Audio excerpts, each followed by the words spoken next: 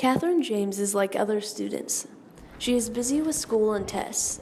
She is a 31-year-old creative media studies senior and has a 10-year-old daughter, Audrey, who has cytomegalovirus.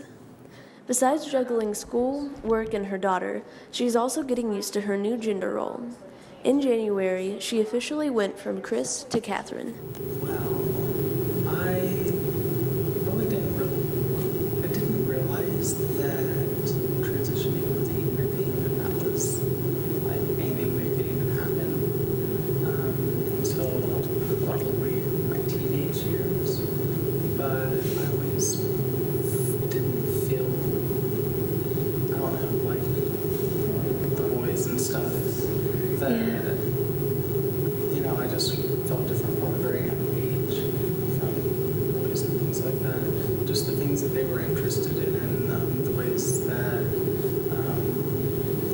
not necessarily the toys I played with, because I wasn't really allowed to play with, just anything I wanted, but just kind of like, I guess the way that I would play with toys, like I didn't want to blow things up and like things like that, and all my little boyfriends, I would always want to blow things up.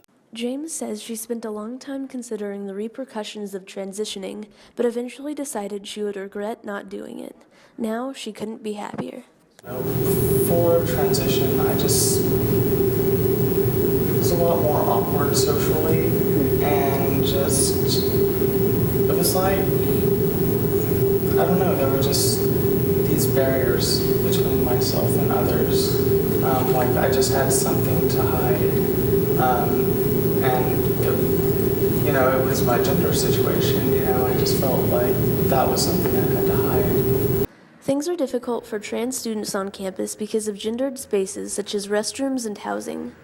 Casey Catlett, Assistant Director of LGBTQ and Health Programs, says the biological component also complicates things. The DSM still will list gender dysphoria as a mental disorder, and so because of that, it makes things complicated to start the transition process. So meaning that you have to seek out a mental health provider for an undisclosed amount of time, and then they sign off on any potential transition, whether it's hormone replacements, estrogen, testosterone, surgeries, things like that. Despite troubles Catherine has and will face, Joey Stipek, who works with her at the OU Nightly, said he can tell that she is happier and knows that she will succeed. Catherine James is a wonderful journalist and human being. An incredible storyteller with, knows how to tell a story, gets journalism.